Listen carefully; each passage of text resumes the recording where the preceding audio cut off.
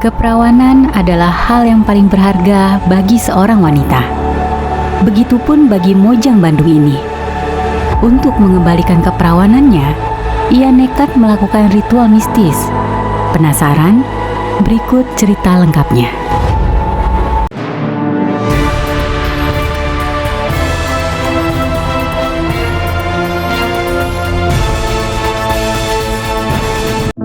Pengalaman traumatik yang dialami oleh Siska membuat dia menarik diri dari pergaulan dan lingkungan.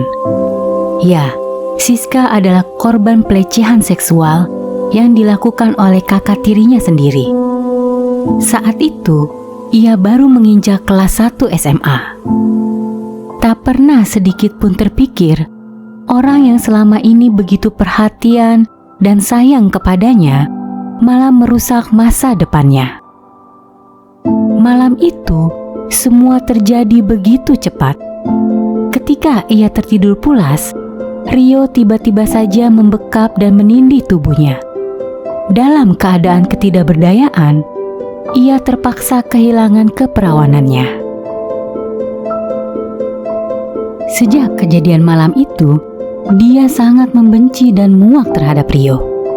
Bahkan, dia meminta kepada mamanya untuk tinggal di rumah neneknya di Bandung dan melanjutkan sekolah di sana.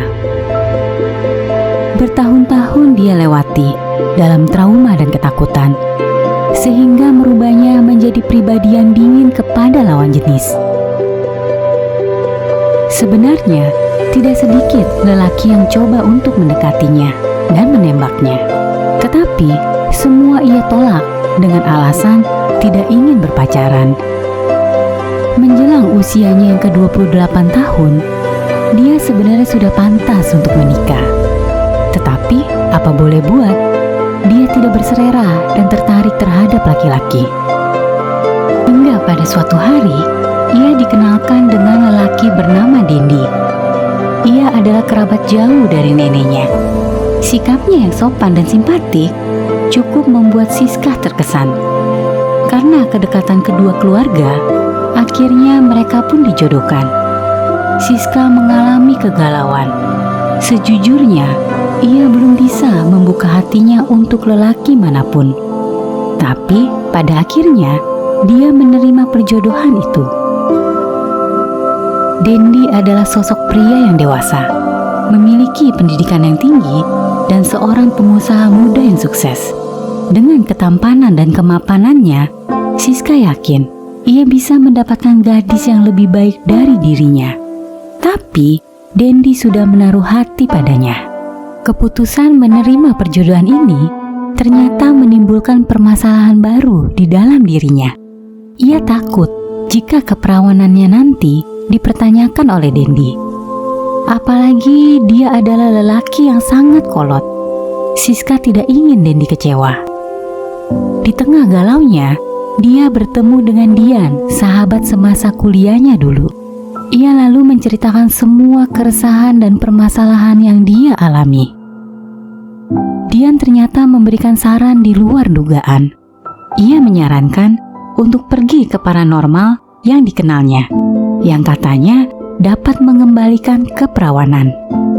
Awalnya Siska menolak, namun Dian bercerita bahwa seorang sepupunya mempunyai permasalahan yang sama seperti dirinya dan sudah membuktikan kehebatan paranormal itu. Akhirnya, ia pun memutuskan pergi ke paranormal yang berlokasi di Banten itu. Singkat cerita, paranormal itu lalu memberikan sebuah benda yang disebut Mustika Sutagarba. Benda itu berbentuk ikat pinggang yang terbuat dari kain putih, yang berisikan barang gaib seperti buru perindu, getah sutra, dan lain-lain. Paranormal mengatakan ia harus memakai ikat pinggang itu selama 40 hari 40 malam, sampai menjelang pernikahannya.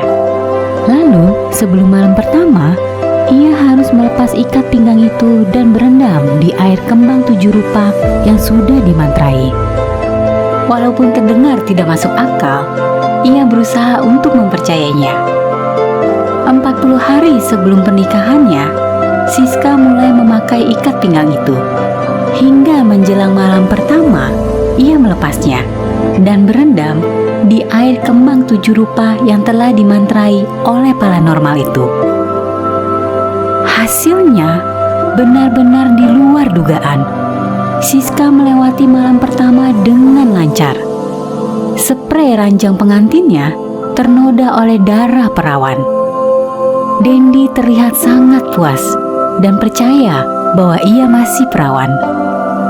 Hal ini benar-benar di luar akal sehat. Benda yang disebut Mustika Sutra Garda itu telah membantu Siska terlepas dari rasa takut dan kecemasan akibat trauma masa lalunya.